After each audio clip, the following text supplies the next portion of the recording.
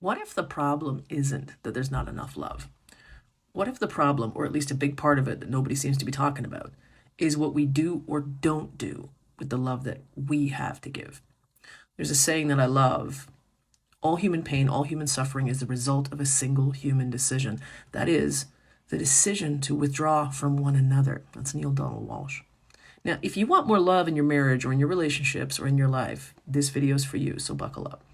As a relationship coach, you can probably guess, I think about and study research on love and relationship a lot. Now, the belief that love is a limited resource is one that many, many people hold.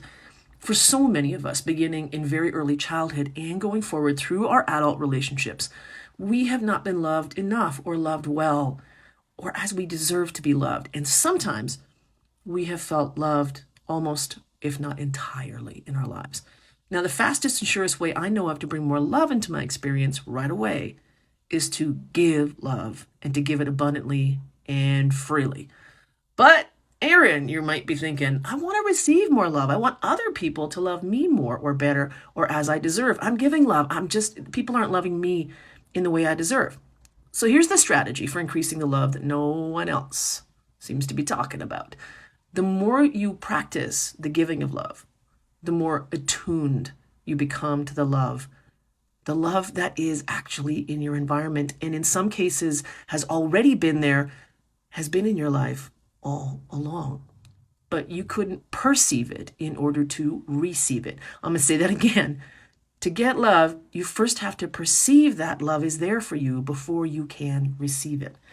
So sometimes attuning ourselves to love through the practice of giving it freely and abundantly is the thing that allows us to perceive the love in our environment that is in fact being extended to us. We just didn't notice it was there. And you can do this while still having excellent boundaries, refusing to allow people who do not treat you well into your world. You can still do that. You can still have great boundaries. However, while we can turn and sometimes must turn away from toxic, destructive, dysfunctional, or even, heaven forbid, abusive people, we have to do that. There are always people in our environment who are deeply and sometimes desperately in need of our human warmth, our loving kindness, our compassion, and so forth. And something interesting, something almost miraculous happened to me when I stopped trying to find excuses to withhold love. And I was doing this primarily in order to keep my heart safe and protected from being hurt. And this is not uncommon. I know other people experience that. Now, as I opened my heart and began to give love more freely to friends, colleagues, even strangers that I would encounter sometimes in my day-to-day life, as I became a source of that which I felt I had not had anywhere near enough of, as I became a source of love by giving it to others, there was more love in my life.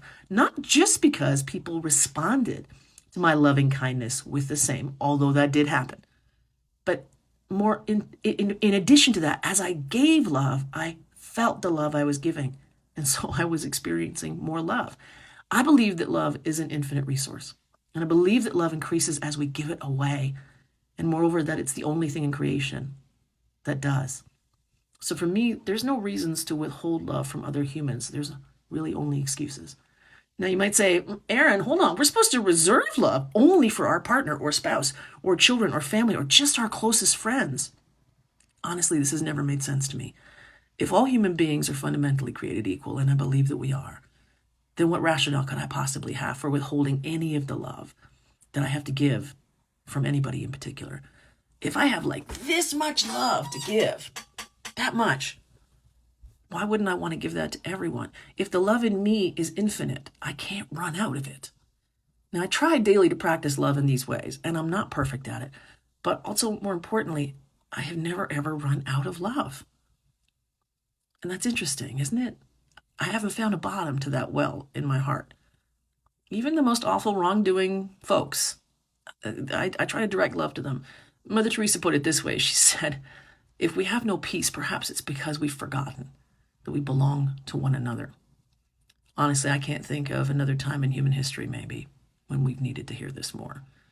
You know I want to have a conversation with you about this in the comments. Let's have a discussion, and take care now, y'all.